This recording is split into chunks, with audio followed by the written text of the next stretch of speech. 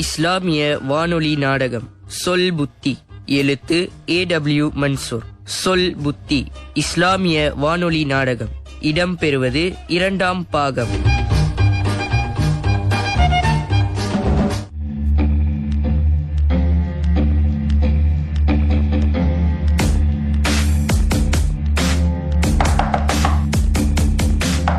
S. May I come in sir?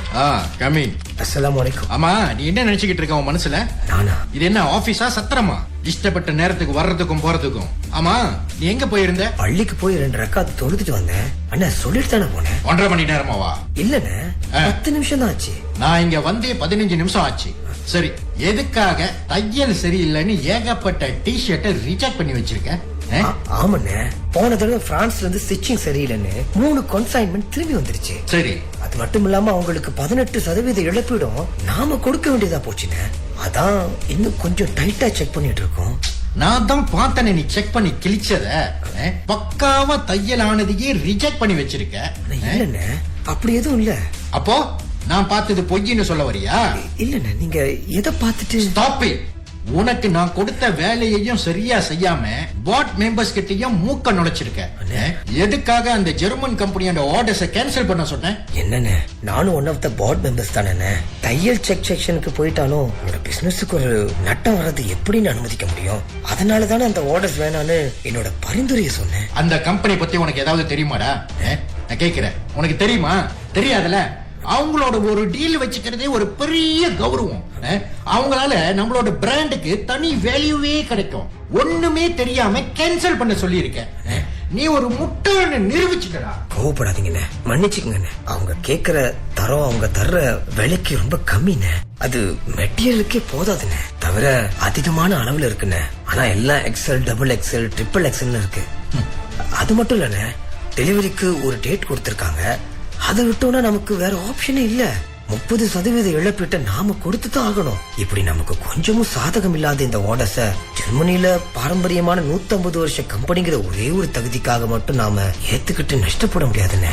அண்ணே, அதனாலதான் வேணான்னு என்னோட கருத்தை சொன்னேனே தவிர அதை முழுசா ரத்து செய்யற அதிகாரம் என்கிட்ட இல்லைன்னு உங்களுக்கு தெரியும்ண்ணே. அண்ணே, அது என்னோட பரிந்துரை மட்டும் தானே. இந்த பாரு, எதை எப்படி பண்ணணும்னு எனக்கு நல்லா தெரியும்.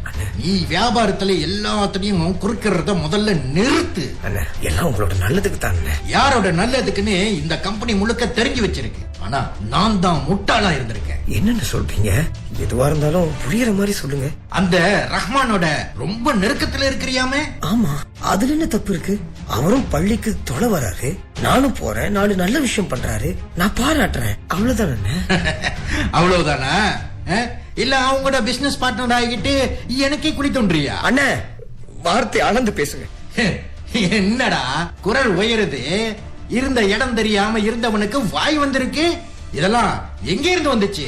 அந்த ரஹ்மான் சொல்லி கொடுத்தானா? அண்ணே, நானும் கவனிச்சுக்கிட்டு தான்டா இருக்கேன் பாஷா. எனக்கு யாரையும் விட தொழில் தான் முக்கியம். அதுல குறுக்குற எதையும் யாரையும் போடிக்கு வீசிக்கிட்டு போய்கிட்டே இருப்பேன். அண்ணே, நீங்க கோபத்துல பேசுறீங்க. அண்ணே, நான் போயிட்டு அப்புறம் வரேன். அததான் நானும் சொல்ல வரேன். நீ போயிரு, திரும்பி எப்போதும் வந்துடாதன்னு. அண்ணே, கெட் அவுட். அண்ணே, கெட் லாஸ்ட். எதுவும் பேசாத, வெளியில போ முதல்ல. அண்ணே, நான் எப்பவும் உங்களுக்கு துரோகம் செஞ்சது இல்ல. வெளிய போடா. செக்யூரிட்டி வேணாண்ணே, வேணாம், அந்த கஷ்டம் வேண்டாம். நான் போயிடுறேன். அண்ணே, ஒரு நாள் வரும்ண்ணே, உங்களுக்கு என்ன பத்தி தெரிய வருவேன். வரேண்ணே, வரேன். அஸ்ஸலாமு அலைக்கும்.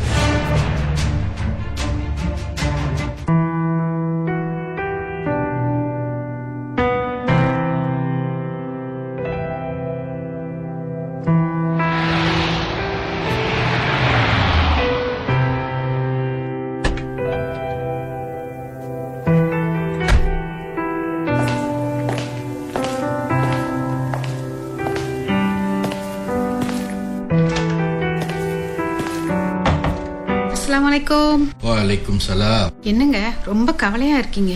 பின்ன என்ன, உலகத்துல யார நம்புறதுன்னே தெரியல. ஏங்க, என்னங்க ஆச்சு? பிரத்தியா பேசுறீங்க? என்னத்த சொல்றது? போய் குடிக்க ஏதாவது எடுத்துக்கிட்டு வா போ. சரிங்க, காஃபி போட்டு எடுத்துட்டு வரவா? என்னத்தையாவது கொண்டு வா போ. அண்ணே, யாரு? ஏய், நீ இன்னும் இங்கதான் இருக்கியா? உன்னதான் என் முன்னால வராதுன்னு சொன்னல. அண்ணே, தப்பா புரிஞ்சுக்கிட்டு. ஆமாண்டா, ஆமா. நான் தப்பா தான் புரிஞ்சுக்கிட்டேன். நல்லவனு உன்னை போய் நம்பாரு, அது நான் செஞ்ச தப்பு தான். அண்ணே, ஒழுங்கா விசாரிக்காம புரிஞ்சுக்காம எடுத்தெறிஞ்சு பேசிக்கிட்டு இருக்கீங்கண்ணே. என்ன நடந்துச்சு, என்னை பத்தி யாரு தப்பா சொன்னாங்கன்னு சொன்னீங்கன்னா உண்மை எனக்கு தெரிய வரும்லண்ணே. ஓ, உங்களுக்கு விளக்கம் வேற வேணுமோ? அது இல்லண்ணே. முதல்ல இங்க இருந்து நீ கிளம்பு, இல்லனா எனக்கு கெட்ட கோவம் வராமா. என்னண்ணே அண்ணே, கொடும் குற்றவாளிக்கு கூட அவன் தரப்பு நியாயத்தை எடுத்து சொல்லவும் தம் மேல என்ன குற்றம் சாட்டப்பட்டிருக்குன்னு தெரிஞ்சுக்க உரிமை இருக்குண்ணே. என்னோட கோவத்தை கிளறாத, போயிரு. அண்ணே, என்னங்க இருங்க, ஏன் இப்படி கத்துறீங்க? முதல்ல அவனை வெளியே போக சொல்லுடி. ஏங்க ஏன் இப்படி பேசுறீங்க? எல்லாருக்கும் நான் விளக்கம் கொடுக்கணும்ல. ஆமா, சொல்லணும். அவர் அப்படி என்ன உலகத்துல நடக்காத தப்பு பண்ணிட்டாரு சொல்லுங்க, நாங்களும் தெரிஞ்சுக்கிறோம். ஆமா, புதுசா ஒரு தப்பையும் உன் புருஷன் பண்ணல, உலகத்துல நடக்கிறத தான் செஞ்சிருக்கான். என்னவா இருந்தாலும் சொல்லுங்களேன், கேப்போம். ஆபீஸ் விட்டு சம்பந்தம் இல்லாம யார் பேச்சோ கேட்டுக்கிட்டு வெளியே அனுப்புனீங்க, இப்ப வீட்டோட்டும் போக சொல்றீங்க. அப்படி என்ன பண்ணிட்டாரு அவரு சொல்லுங்களேன், தெரிஞ்சுக்கிறோம். நீ என்னடி இவ்ளோ பெரிய மனுஷனை எய்த்து பேசுற அளவுக்கு வந்துட்டியா? சுந்தசக்கா, மச்சானோட வார்த்தைக்கு மறு வார்த்தை பேசாதவரு என் கணவர். அவரு மேல இல்லாதது பொல்லாதெல்லாம் சொன்னா என்ன பாத்துக்கிட்டு சும்மா இருக்க சொல்றீங்களா? ஓ, உங்களுக்கும் விளக்கம் தரணுமோ? என்ன பண்ணாருன்னு அவர்கிட்டே கேட்டு தெரிஞ்சுக்க வேண்டியது தானே. முதல்ல 2 பேரும் வீட்டை விட்டு வெளியே போங்க. இனி ஒரு நிமிஷம் கூட உங்களுக்கு இங்க இருக்க எந்த அருகதையும் இல்ல. அருகதைய பத்தி நீங்க பேசாதீங்க மச்சான். மச்சானா, அப்படி ஒரு நினைப்பு இருந்துச்சுன்னா இப்படி எதிர்த்து பேசுவியா? முதல்ல உன்னோட வீட்டுக்காரனை கூட்டிக்கிட்டு வெளியில போ. இவ்வளவு பேசி இங்க ஒட்டிக்கிட்டு இருக்கிற அளவுக்கு நாங்க ஒண்ணும் குறைஞ்சவங்க இல்ல. உங்க வசதிக்கு எங்க அம்மா வாப்பாவும் கொஞ்சம் கூட குறைஞ்சவங்களும் இல்ல. சும்மா பேசாம இரு முஜிபா. இல்ல தானே? அப்ப அவனை கூட்டிக்கிட்டு உன்னோட அம்மா வீட்டுக்கே போயிடு. போ போ போ, நினைக்காத, போ. அண்ணே, ஏங்க என்ன பாத்துக்கிட்டு இருக்கிறீங்க? முஜிபா, நீ கொஞ்சம் பேசாம இரு. அதான் உங்க முதலாளி போக சொல்லிட்டாருல, அப்புறம் என்ன? வாங்க போலாம். முஜிபா, பேசாம இரு முஜிபா. எல்லாம் என் தலையெழுத்து. என்னங்க என்ன பேசுறீங்கன்னு தெரிஞ்சுதான் பேசுறீங்களாங்க? அவனுக்கு ஆதரவா என்கிட்ட எதையும் பேசாத சுந்தோஷ். யாருக்கும் ஆதரவா பேசலங்க நானு. பேசுறத கொஞ்சம் யோசிச்சு பேசுங்கன்னு சொல்றேன். இதுல யோசிக்க என்ன இருக்கு? எல்லாத்தையும் முடிவு பண்ணிட்டு தானே பேசிக்கிட்டு இருக்கேன். சொல்றது கேளுங்கண்ணே. சரி மச்சி, எங்களுக்காக நீங்க பறிஞ்சு பேச வேணாம், நாங்க போயிடுறோம் மச்சி. என்னடா பேசுற நீ? ஒரு பெரிய மனுஷன் கோவத்துல 2 ஒண்ணு கூட குறைய பேசத்தான் செய்வாரு. பொறுத்து போக மாட்டியோ? அவ பேச்ச கேட்டுக்கிட்டு நீயும் போறேன்ற? மச்சி, போடா உள்ள போ. அக்கா, இதுல நீங்க தலையிடாதீங்க. நீ கொஞ்சம் பேசாம இரு. அவரு போக சொல்லிட்டாருல, நாங்க போறோம். ஏங்க வாங்க. ஏய் முஜிபா, என்னடா அவ போறா, நீ பாத்துக்கிட்டு இருக்க? நீ எதுக்குடி இடையில தொணன்ட்டு போக சொல்லுடி. அண்ணே, என்னங்க நீங்க கொஞ்சம் சும்மா இருங்க. அடே பாஷா, மச்சி. அடியே முஜிபா, சொல்றத கேளுங்க. அடே போடா மேல. உனக்கும் இவருக்கும் 15 வருஷம் வித்தியாசம்டா. அவருக்கு நீ புள்ள மாதிரி. அவரையே நீ எய்த்துக்கிட்டு போயிடுவியா என்ன? அது இல்ல மச்சி. அப்புறம் முஜிபா, அக்கா சொல்றத கேளுமா, மேல போமா. அடே பாஷா, நீயும் போடா. எதுவா இருந்தாலும் அப்புறம் பேசிக்கலாம்டா. என்னடி பண்ணிக்கிட்டு இருக்க?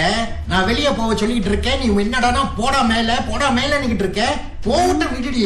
உங்களுக்கு ஒண்ணும் தெரியாதுங்க, எல்லாம் நம்மளோட நல்லதுக்கு தான் சொல்றேன். நீங்க உங்க ரூமுக்கு போங்க, நான் வந்து சொல்றேங்க. என்னத்தையாவது பண்ணி தொலைடி. அடே பாஷா, மச்சி, வீட்டை விட்டு வெளியே போற அளவுக்கு பெரிய மனுஷன் ஆயிட்டியாடா. இல்ல மச்சி. இப்ப என்ன நடந்துருச்சு? அவரு எதையோ கேள்விப்பட்டிருக்காரு போல இருக்கு, அதனால கோவமா இருக்காரு. நாளைக்கு உண்மை தெரிஞ்சா எல்லாம் சரியா போயிட போகுது. பொறுமையா இருப்பியா? உடனே வெளியே போறேன்னு நிக்கிற. போடா மேல. முஜிபா, கோச்சுக்காதம்மா, அமைதியா இருமா. பின்ன என்னக்கா, காலையில நடந்தது எல்லாத்தையும் அவர் உங்ககிட்ட சொன்னார்ல. ஆமா முஜிபா, எல்லாத்தையும் கேட்டுக்கிட்டு நீங்க கூட அத பத்தி பேசாம மச்சான பேச விட்டுட்டு இருக்கீங்க. கோபம் வராதாக்கா? அது இல்லம்மா முஜிபா, எப்ப எதை பேசணும்னு எனக்கு தெரியுமா. மனசுல எதையும் வச்சுக்காம போங்க 2 பேரும். எல்லாத்தையும் நான் பாத்துக்கிறேன். இன்னொரு தடவை மச்சான் இவரை பத்தி இப்படி எல்லாம் பேசினா நான் பொறுத்துட்டு போக மாட்டேன்க்கா. சரி சரி வீடு. எதுக்கும் வக்கில்லாத குடும்பம் இல்ல எங்க குடும்பம். இவ யாருடி இவ? அதெல்லாம் எனக்கு தெரியாதா? இப்போ அமைதியா போன்னு தானே சொல்றேன். சரி பாஷா, போடா. போய் 2 பேரும் மனச போட்டு குழப்பிக்காம அமைதியா இருங்க. எல்லாத்தையும் நான் பாத்துக்கிறேன், சரியா? போங்க. சரி மச்சி.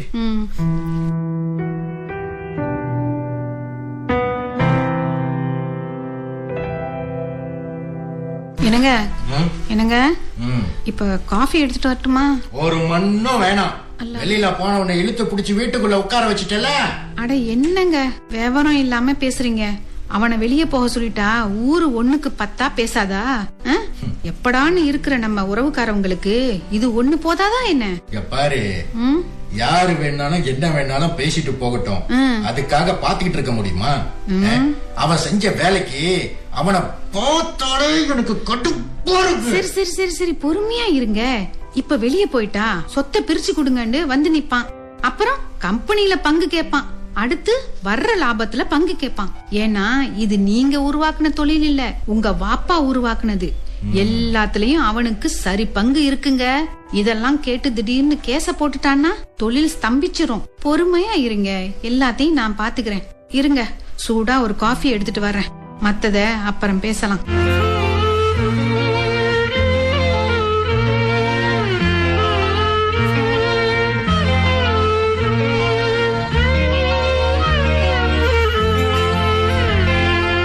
காலையில நீங்க ஆபீஸ்ல இருந்து வந்தது எல்லாத்தையும் உங்க மச்சி கிட்ட சொல்லிட்டீங்க. அப்படி இருந்தும் அந்த மனுஷி ஒரு வார்த்தை கூட அத பத்தி பேசல. உங்களதான் அடக்குனாங்க, பாத்தீங்க தானே? ஏன் முச்சிப்பா, அண்ணனோட குணம் உனக்கே தெரியும். அப்ப போய் மச்சி என்ன எதுன்னு கேட்டிருந்தா அண்ணனோட கோவம் இன்னும் அதிகமாயிடும். மச்சி எதை பேசினாலும் அதுல ஒரு காரணம் இருக்கும். பொறுமையா இரு மச்சிப்பா. இருந்தாலும் என்ன நடந்துச்சுன்னு ஒரு வார்த்தை கேட்டிருக்கலாம்ல. மச்சி என்ன அவங்க பிள்ளையா தான் பாக்குறாங்க. அவங்க சொல்ல மீற சக்தி எப்பவும் எனக்கு வராது முச்சிப்பா. நிச்சயமா அவங்க கேட்பாங்க. உங்க மச்சி ஓங்கி அரைஞ்சா கூட வாங்கிக்கிட்டு பேசாம தான் நிப்பீங்க, அப்படித்தானே? உன்னை கல்யாணம் பண்ற வரைக்கும் ஏதாவது தப்பு செஞ்சுட்டு எங்க மச்சி கிட்ட அடி வாங்கிட்டு தான் இருந்தேன். நீ வந்ததுக்கு அப்புறம் தான் மச்சி என்ன அடிக்கிறது இல்ல. இதுல பெருமை வேற. அப்படி இல்ல முஜிபா, அவங்களோட அந்த கண்டிப்பான வளர்ப்பு தான் ஒரு தொழுகையாளியா பொறுமையானவனா என்ன செதுக்கி இருக்கு. கல்யாணம் பண்ணி வந்த எங்க மச்சி அண்ணனோட அவசர குணம், கோபம் எல்லாத்தையும் பார்த்துட்டு அதுக்கு நேர்மாறா என்ன வளர்த்தாங்க. அவங்க மட்டும் அப்படி கண்டிப்பு காட்டலன்னு வை, நிச்சயம் நான் வழி மாறி இருப்பேன் முஜிபா. சரி சரி போதும் உங்க மச்சி புராணம். அடுத்து என்ன செய்யலாம்னு யோசிச்சிங்களா? என்ன பண்றது, ஏதாவது ஒரு கம்பெனியில தையல் மேனேஜரா வேலையை தேட வேண்டியதுதான். சொந்தமா ஏதாவது பண்ணணும்னு உங்களுக்கு யோசனையே வராதாங்க? அதுக்கெல்லாம் நிறைய முதலீடு வேணும். அதையும் தாண்டி வெளிநாட்டு ஆர்டர் வேணும். லோக்கல் மார்க்கெட்டை மட்டும் நம்பி எதையும் பண்ண முடியாது முஜிபா. எங்க வாப்பா கிட்ட கொஞ்சம் பணம் கேட்டு பாக்கவாங்க. ஏய் வேணாம் முஜிபா, உனக்கு இன்னும் 2 தங்கச்சி இருக்கு. அவரை தர்ம சங்கடத்துக்கு ஆளாக்க வேணாம். எங்க மச்சிக்கு இதெல்லாம் தெரிஞ்சா ரொம்ப வருத்தப்படுவாங்க. எப்ப பார்த்தாலும் அண்ணா மச்சின்ட்டு. வயசு 28 ஆச்சுங்க. இன்னும் சின்ன பிள்ளை மாதிரி பயந்துகிட்டு இருந்தா நீங்க எப்ப ஒரு முதலாளி ஆக போறீங்க? அல்லாஹ் என்னவோ ஒரு சந்தர்ப்பத்தை இது மூலமா உருவாக்கி தந்திருப்பானோன்னு தோணுது. முழிச்சுக்குங்க. காலம் பூரா அண்ணன் பின்னாடியே இருக்கணும்னு ஆசைப்படாதீங்க. அது நமக்கும் நாளை பின்ன நமக்கு பிறக்க போற சந்ததிக்கும் நல்லது இல்லைங்க. சொல்லிட்டேன். சொல்றது உண்மைதான் முஜிபா. ஏன் அவசரப்படணும் தான் கேக்குறேன். இப்பதான் பிரச்சனை ஆரம்பிச்சிருக்கு. இது எதிர போய் முடியுதுன்னு பாப்போம். இல்லன்னா தூங்கி முழிக்கிற எங்க அண்ணன் புதுசா ஏதாவது சொல்றாரான்னு கேட்போம். நெருக்கடி அதிகமா இருந்தா அப்புறம் யோசிப்போம் முஜிபா. எதையும் எடுத்தும் கவிழ்த்தோன்னு இருக்க கூடாதுல்ல. சரிதாங்க. இருந்தாலும் நமக்குன்னு ஒரு தொழில் இருக்கிறது தானே நல்லது. உங்களுக்கு நான் சொல்ல வேண்டியது இல்லைங்க. ஏய் எனக்கு புரியுது முஜிபா. இதுல உன்னோட வாழ்க்கையும் சம்பந்தப்பட்டிருக்கு. அவ்வளவு ஈஸியா எடுத்துக்க மாட்டேன், கவலைப்படாத. சரிங்க, படுங்க. காலையில என்ன கூத்து நடக்குதுன்னு பாத்துட்டு ஒரு முடிவுக்கு வருவோம். சரி முஜிபா, எல்லாருக்கும் அல்லாஹ் நல்ல விடியலை தருவோம். பாப்போம் இன்ஷா அல்லாஹ்.